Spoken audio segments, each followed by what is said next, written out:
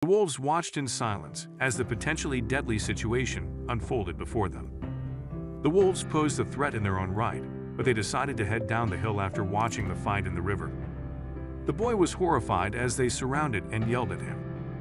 "Did you want to attack him?" But the boy was surprised by what they did next. The Neman River is a powerful river that flows through Belarus and freezes over during the cold winter months.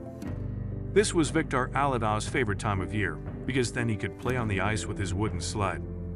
He loved it more than anything, but he never knew how quickly things could go from good to bad. Despite being at the tender age of 10, Viktor Aladah was more difficult to impress than the rest of his peers.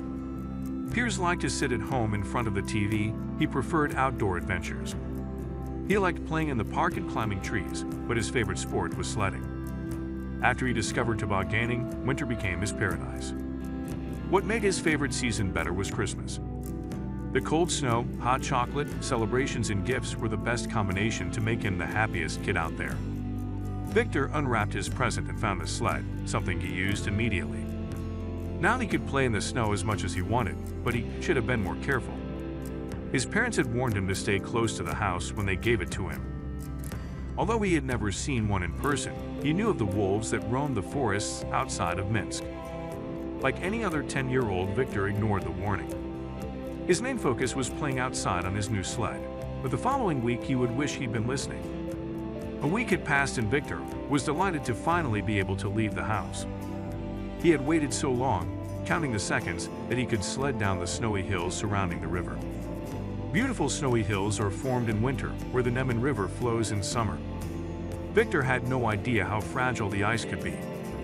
Viktor followed the river bank until he found a hill comfortable enough to slide down. He marched upstairs before getting on his new sled and heading down the hill. He kept walking down the hill, feeling a joyful rush each time. It was his sixth fall, but this time he slid further than expected. Then he heard the ice of the frozen river crack. Viktor had just found himself in a scary situation. He hadn't thought the ice would be so thin and panicked when he heard it crack. The 10-year-old felt unprepared for such a situation, but the situation only worsened in seconds when he heard a loud and final crack. Viktor was dunked into the water, keeping his head above the water. But this was not an easy situation, and he prayed that someone would come along and help. But it didn't take long for him to realize he wasn't alone. He was being watched. He couldn't help but remember his parents' warning the week before. He knew the situation would not improve. Viktor noticed a pack of wolves watching him and knew they were taking advantage of his predicament. He wished he had never gone out and curled up in his warm bed at home instead of being surrounded by wolves. He had no idea how to save himself and couldn't help but whine. While he cried, the wolves had plans of their own. The wolves watched with morbid curiosity. His situation was already potentially deadly, but the wolves posed their own aggravating threat. After watching him struggle in the river for a minute, they finally decided to head down the hill. They surrounded the frightened boy and howled at him. Were they just waiting for the perfect opportunity to attack? What they did next surprised the boy. One of the wolves took the first step forward.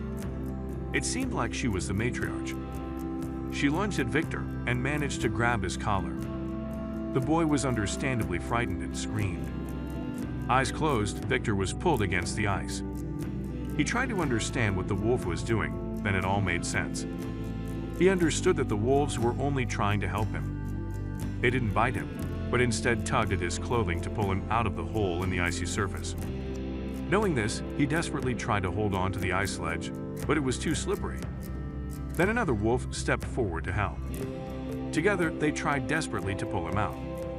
But Viktor had no idea how the situation would end. After a long drag, Viktor managed to pull himself onto the ice with the help of the wolves. They looked at him worried.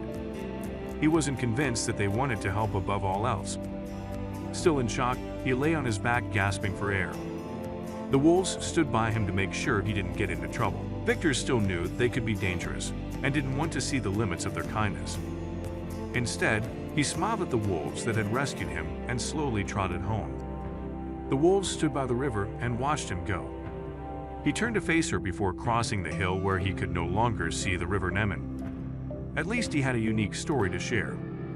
To protect the privacy of those depicted, some names locations and identifiers have been changed and are the product of the author's imagination.